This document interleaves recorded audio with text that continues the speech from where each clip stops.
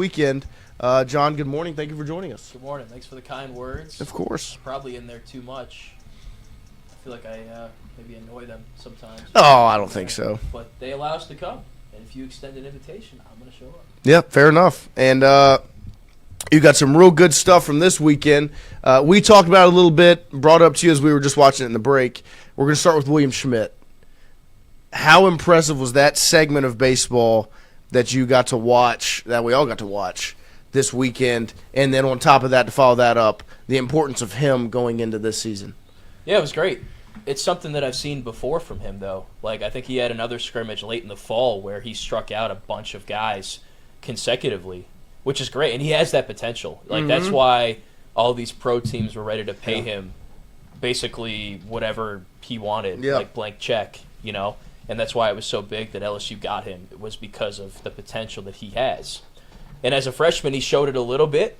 Maybe people were expecting him to be Paul Skeens right off the rip just because of all the hype that he got and stuff. But it just doesn't work that way most times, especially not in baseball where you go from being the best player probably in the state, I think it's fair to say, in high school, and you can basically throw whatever you want at the plate and you're probably going to strike out and dominate whoever you're throwing against. But it's different when you get to college baseball, especially when you get to the SEC, which is the pinnacle of college baseball. And Jay Johnson has really defended William Schmidt like it was his last dollar in his wallet. You know, like any chance he gets, he'll remind you that he was undefeated last year, was very good in the midweeks. You'd be hard-pressed to find a freshman that pitched better than he did in the country in terms of volume and opportunity and stuff.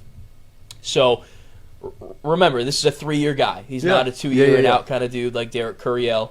So they haven't necessarily thrown everything at him, you know, at a rapid pace. They've tried to bring him along as he will allow himself to be brought along. So I feel like the role he carved out last year was good. It was encouraging, a good foundation.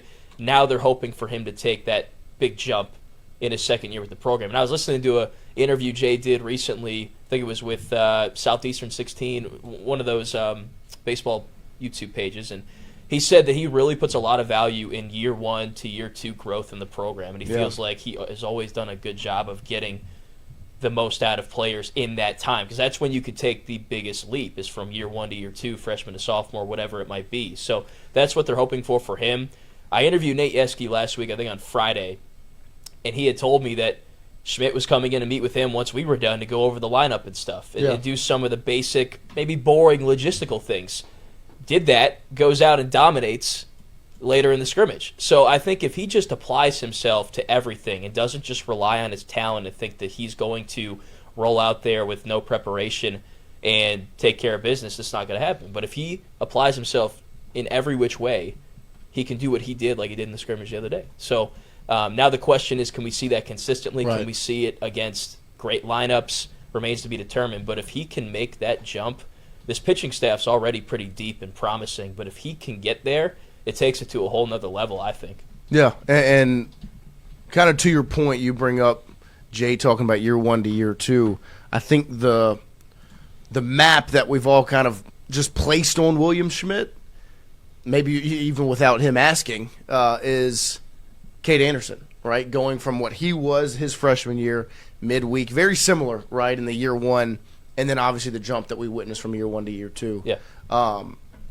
Do you feel like that's maybe not from Jay Johnson's perspective or maybe even yours, but just the fan base in general, they're kind of expecting that type of leap going into this season? I don't think so. I feel like whenever I bring up William Schmidt or share what he's up to and what he's doing, like, people are just kind of happy with any kind of growth and stuff that they see. I don't think that they're expecting that from him. I think that they are expecting that from Kason Evans, which, fair or unfair, that's for unfair. Yeah, because you just don't see that very often. Right. Like, the guy went from being someone who couldn't really get through an inning or two in the regionals against North Carolina to a guy that through complete games won in Omaha, right? Right. Became the best pitcher in the country. Exactly. First-round pick, the whole deal. Like, you just don't see that. Like, that's insane. So it's Joe Burrow 2018 to 2019. Exactly. Like, holy shit. Jaden Daniels. Yeah. Right. 22 to 23. Garrett Nussmeyer. I'm kidding. Oh, God. Well, theoretically, yes, that would have been nice. No, he did what he had to. He put LSU in a better spot. There you go. In a way. Maybe inadvertently. So, no, I don't think that people are expecting that from him. But he could do that. Yeah. There's a possibility of that happening. But it takes a collective buy-in with everything. You know, like this isn't a video game. This isn't NCAA 26 where you do your training results and your guy goes from 70 overall to 80 overall in an offseason. You know, like you need to buy in mentally the effort in the weight room like every day, not just during the season, but in the offseason. You need to, you know, stay away from distractions. You need to be completely bought in on what you're doing and where you want to go. That's what Cade Anderson did. I saw it behind the lens, him in the weight room working out, how he goes about his business. Like the guy was focused, laser focused on the season, on having a great sophomore year and what that could mean for him individually later. He didn't obviously care about that. He cared about the betterment of the team. He needed to get better for the betterment of the team. So that's what Schmidt needs to do. And again, he's a 3-year guy, not a 2-year guy. So they're not accelerating him at a pace that he can't control. You know, you can't drive a smart car 150 miles an hour, you know?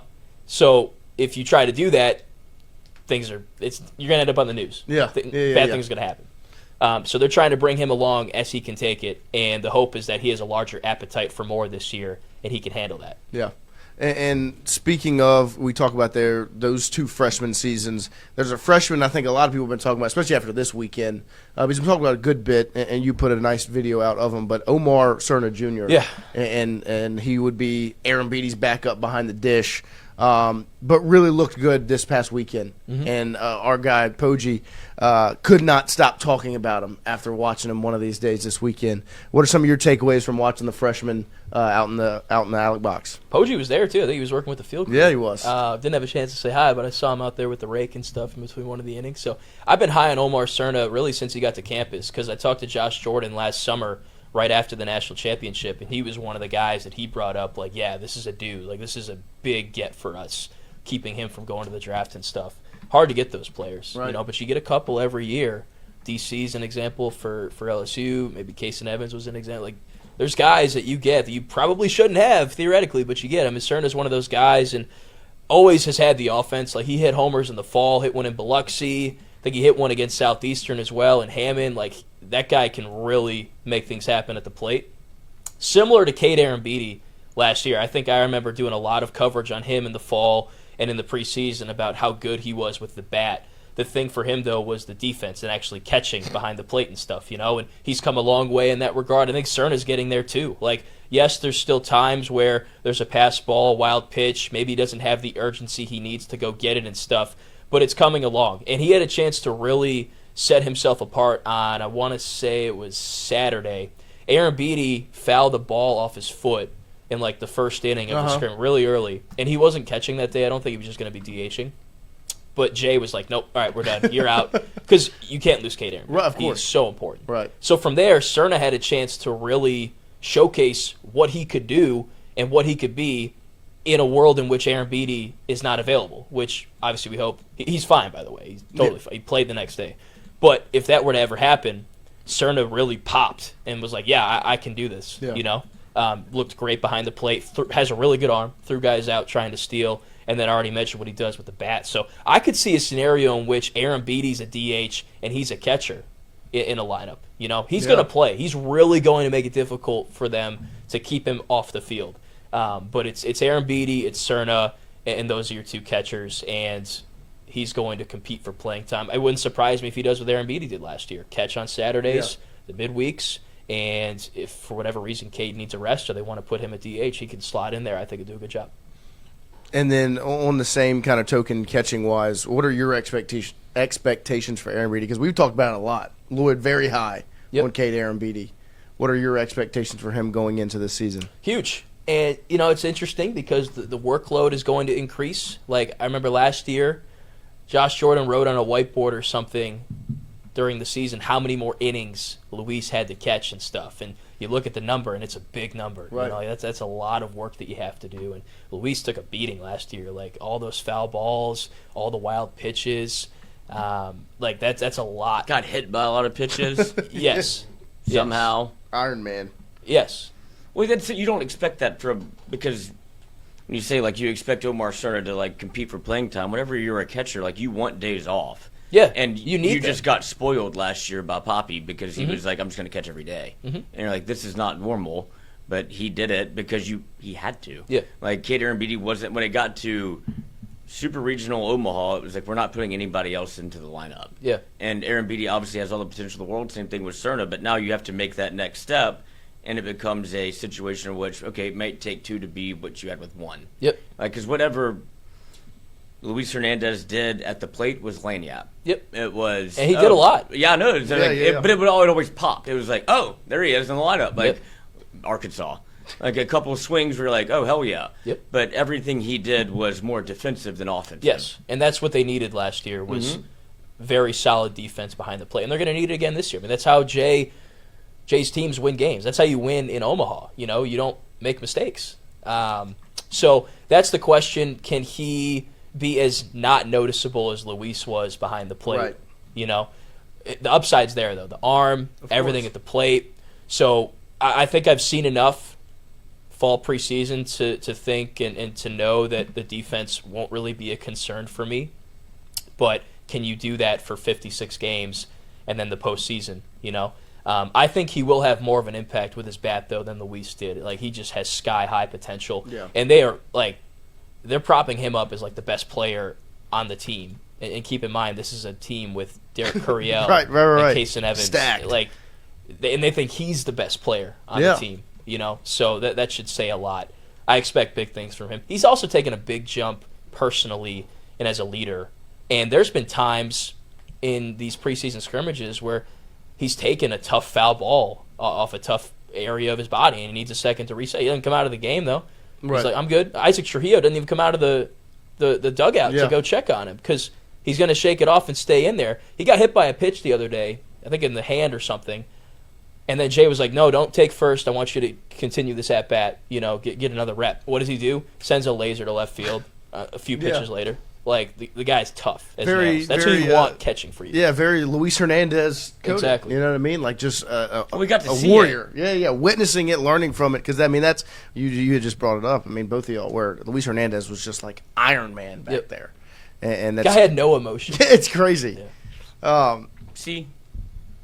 What? Puppy. That's all you got from him. Hey. Ball. Fuego. Mm-hmm. Yeah. Fuego, Puppy, Fuego. But then, of course, as we talked about freshmen, who was outside of Cerna, who are some of the other freshmen that have caught your eye? Mason Braun. Yeah. Okay, so I did a media roundtable with Koki Riley, Matthew Musso, and Hunt Palmer. And never get these calls. What'd he say? He said he I never get these calls. I covered the program. We do our media roundtables in here. That's right. Yes, they don't get to come to this one. That's right. This one's fun. We'll get y'all in there. I know a guy. Mason Braun's name must have been brought up like 10 times. Yeah. I asked about pitching, and somehow Mason Braun's name still came up in the like Koki was answering a question about Kason, and he's like, I don't mean to shift gears mid-answer, but we got to talk about Mason Braun. And my plan was to ask about tantalizing freshmen at the end of the interview. Yeah. But they had found a way to bring up him and Cerna and some Marcos Paz in the middle and in the beginning. And I was like, well, I guess I messed up there. I should have put that in a little bit higher in the lineup, you know, not hitting 9, but maybe 4 or something. But, Mason Braun, everybody's very high on him. He was a very highly rated first baseman. He's had to play right field because there isn't a spot for him to play first base, I guess, when he's been out there and playing and stuff. But, man, I mean, he's been typically playing with the backups, the younger guys, so facing – you know, the starters and the starting pitching, and man, he's just popped. The big thing is the bat. Like, that's why he's going to play this year. They need to get his bat in the lineup. He's a lefty. He hits for power. Hit a grand slam in Biloxi against Samford. He's put balls on the Marucci Center like 3 or 4 different times. Like, that's past the right field bleachers, by the way. And not to mention he mixes in the singles and the doubles as well. His exit velos are crazy. Like, anytime he puts bat on ball, it's at least going to be triple digits, probably touching 110, you know? Yeah, no, we asked Seth Dardar, like, who, like, when you're out there and y'all are taking BP or whatever, like who's got that pot, and that's the name he brings up. Mm-hmm. He's gonna get in there. His future's at first base, I think. Yeah. Like York's gonna have this year, and God forbid something happen, or you want to just change things up at some point. He's gonna find a way in. The coaching staff, I guarantee, is going to pinch hit him. Like he's just gonna be another option for them at some point, and he has the makings of a future star, I think, at first base. Yeah. So. Any other freshmen?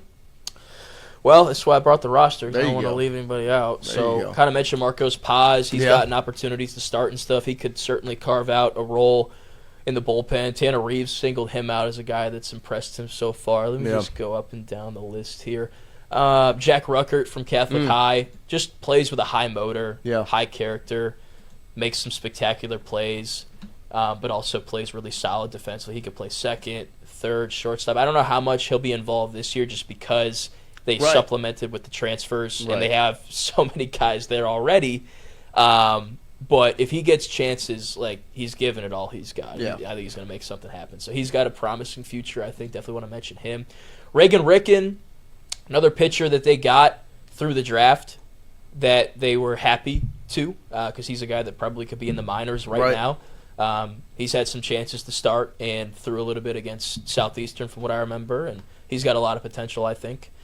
Zion Theophilus as well. He faced the starting lineup last weekend, and he had a bunch of strikeouts in like 3 or 4 innings and not much contact. So, and Yeski's very high on him because mentally he's there. Like he's hungry. You know, he has the drive to be great now, which is something sometimes freshmen don't have. So he's someone to watch too. Make sure I'm not missing anybody or have anybody else want to mention. Already talked about Cerna. Yep. I think, those are the main ones. Also, we've talked a good bit about transfers, I think, but Braden Simpson's one that we haven't talked about a bunch because they're kind of it's funny the transfer, especially Dardar and Simpson, are just kind of in this kind of same spot. You know what I mean, where they're battling for some of these infield positions. And we've obviously had Dardar on our show twice, so we've talked about him a good bit. To you, Braden Simpson, how impressive is he, and where do you kind of see him fitting in this year? Different in the sense that he's a righty, Dardar's a lefty, but Reeves is also a lefty. So the way I see it is that Dardar and Reeves are really competing for that role. Simpson, as a righty, has a different way he can contribute because, Jay's going to want a lefty-righty matchup instead of a lefty-lefty if he can get it. And Simpson could do that. Like, he's played second, he's played first, he's played third, he's played left field. He even caught this weekend because they put Eddie Yaman at first base and stuff. So they have so many pieces. I don't know that they trust him to catch a real game. The first day, like, he had to go in after Aaron Beatty's foul ball scare, so obviously he wasn't really prepared mentally to do that. But they put him back out there on Sunday. He looked a lot better, like less pass balls, kept everything in front of him. I don't know. Maybe that's something they look to do at some point. Who knows? Because Simpson has a good bat, too. He hit 20 homers, I think, at High Point. And that's a big question people have about this team is where's the power? I'm actually editing that roundtable thing I was talking about. You know how they play the hype video? But where does all that power come from? That's exactly what's going through my head. Like where's the power going to come from with this team? Because Jared Jones gone, Ethan Fry gone, David Dickinson gone. Those were your top 3 home run hitters last year. Milan's back. He was 4th, but he only hit 11. You don't have a 20 home run guy on this team probably. So where are you going to manufacture those runs from? Simpson might be one of those guys. If he can get you 10, half of what he did at High Point, that'd be nice. And he's a guy that could start games or get inserted mid-game in a key situation to show that. So he hit 2 home runs in the same game against Samford and Biloxi. Hits a lot of doubles, a lot of contact, a lot of singles, executes the hit and run well. So, he's just another transfer that Jay brought in for his offense that also has come along well defensively. So, they're really deep in the infield. They may not be top-heavy, like you don't have a star like a Daniel Dickinson, but you've got, like kind of like the outfield last year, 4 to 5 solid options you can platoon, and use situationally. So, you have something? No, I'm just thinking, like, it may not be like Bear Jones coming back last year was a gift. Right, because he was born literally on the cutoff date. Like, he could decide to go to the draft or not. He comes back. Ethan Fry popped late, where you saw, like, okay, I see all the potential in the world, but it feels a little bit top to bottom, and it's not even 1 through 9. I'd say 1 through 14.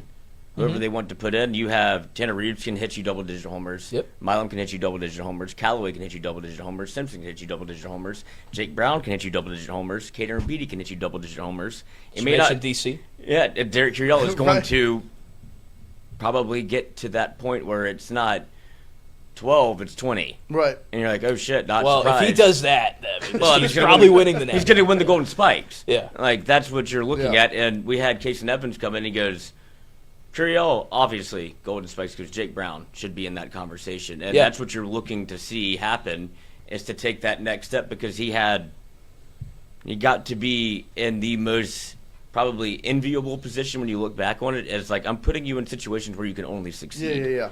Instead of, like, here you're going to get lefty, no bueno. Yep. Now you're going to have to do that because you're going to play every day. Yep. But if he takes that jump also, like, it's not going to be one guy that has you 25, but it might be 9 guys that have 10. Yeah. Which is terrifying. Like, there's not a weak spot in the lineup in my mind yet. I mean, obviously you haven't seen them play, but you've seen a lot of these guys play before. Mm-hmm. And so whenever it all comes together, it doesn't have to be one guy that's like, who's hitting 4-hole and he's going to have you 25. Right. It's going to be anybody can leave at any time, Mm-hmm. and then they can run. Everybody in the lineup can run. Mm-hmm. Yeah, small ball, doubles. Yeah. It's a Jay Johnson built team. This is what he wants to play. Yeah. No, and kind of to the credit, we talk about 2 of the outfielders, and Brown and Curiel, and kind of maybe the top end talent there, and the ability to beat Golden Spikes or what.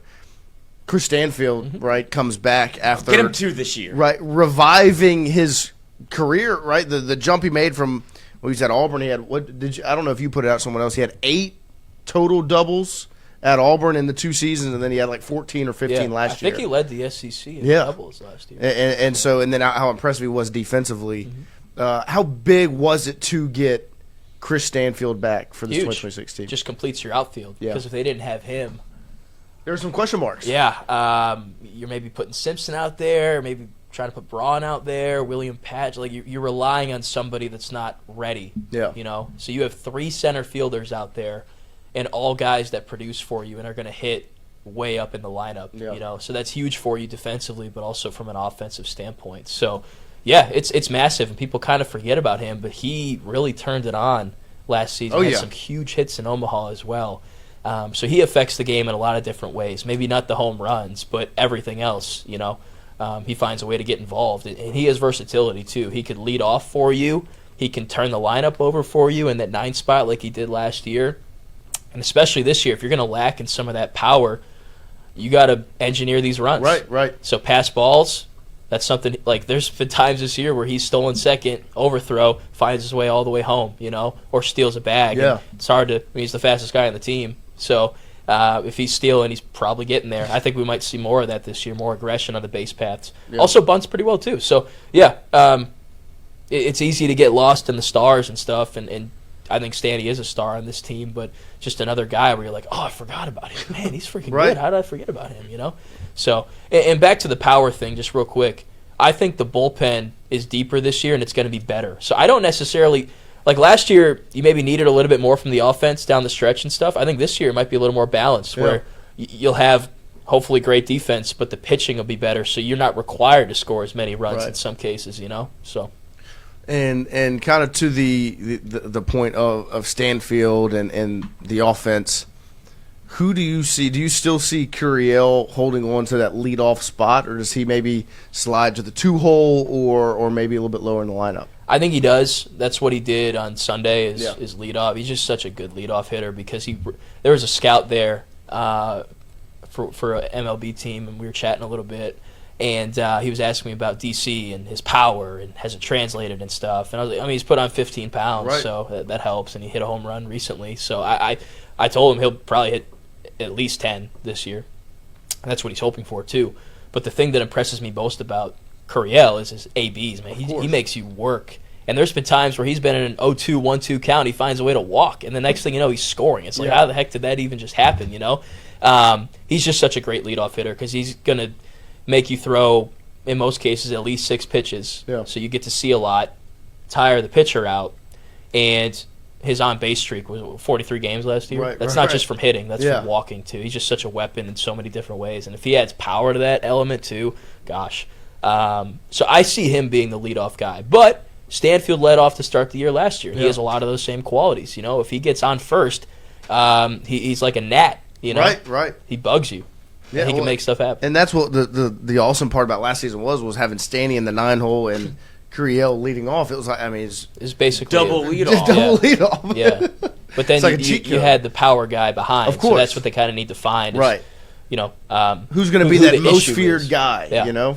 Yeah. And that's where the thought process, because we talked about it a little bit the other day of, the most feared bat is probably Curiel. But at the same time, it's your best AB. So it's the kind of the battle between 1-hole, 2-hole, where he fits in. Yeah. It's going to be interesting to see. And you have Big Papa. Yeah, you got Zach York, Seth Dardar. Right. When Seth Dardar comes up to the plate, I'm even like, okay, let's be locked in here because that guy can just pound the baseball. Yeah, no, when we first had him on, it was like, what position do you play? And Lloyd, what did he say? Batter's box. Yeah. That's what he does. He fucking swings the shit out of it. Yeah. Him and I think it's going to be Jake Brown. As much as we talk about William Schmidt as the straw that serves the drink for the pitching staff, it's going to be Jake Brown if he takes that leap and he becomes like a 4 to 5-hole guy where it's 18 and it's like you're a fucking problem. Yeah.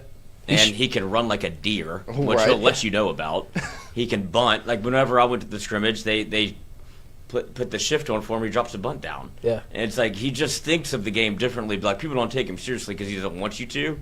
But he's a very cerebral player, and he's a 5-tool guy. Mm-hmm. Like it's just funny to look at him because he's got a double chin and a mustache, but he runs like a deer. Well, he's a goofball. Yeah. But he's a baseball player. Yeah. And so if he becomes that, like consistently, that's where you get your 4 to 5-hole guy that you're like, all right, who's the problem in the lineup? It's him. He has star potential if he puts it all together in the same game. Well, yeah, I'm sure he thinks about it all the time, or not at all. Yeah. Yeah, no, he doesn't. But I think he went 4 for 4 against Samford. He had a homer, RBI single, bunted perfectly down the third base line. It hit the third base bag. That's what I'm saying. He's one of those guys, if you shift on him, he's like, we'll drop a bunt down. Yeah, and it's going to be good. Yeah. Bitch. Why are you doing this? This is very easy to do. There's nobody here. Yeah. So I'll just take the first base. Yeah. And he's a great athlete in the field, diving catches, tracking, all that. So. Well, and the leadership qualities, right, that he has, and his dad maybe has some credential. He's like a magnet, bro. People just gravitate to him, And it's like quickly. Kevin Millar. Yeah. Just from the old Red Sox team. You're just the guy. Cowboy up.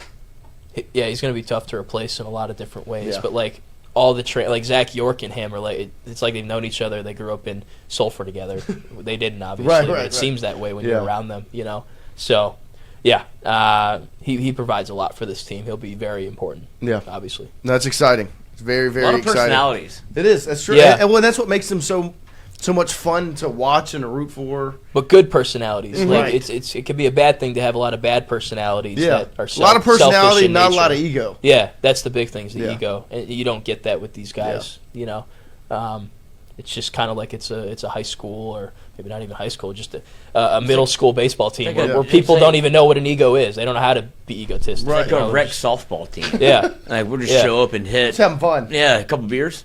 But obviously they work their tails off, too. Yeah. But they're all just really good. Uh-huh. And even last year when I remember going to the Tennessee game, and Casey Evans he was leaving the bullpen the way that it was set up. He was going to the bathroom, and he's full uni, about to go pitch. And you have to walk through the crowd. He's like, "Oh, what's up, brother?" And I was like, 7th inning. Yeah. You're about to go in against Tennessee. He's like, "Yeah, man." They just think about it differently. They're never really. Yeah. I guess. How, that's they don't confidence. Feel there's no pressure. That's confidence. Yeah, they just approach it differently, which is what I love. And Jay kind of instills that in him of you're already prepared. Go do your deal. No one's going to be more prepared than Jay's players, because that's all he does is prepare for the next game, the next season. The portal, everything. Scientist. So now it's just about them going out and executing what they've prepared. And if you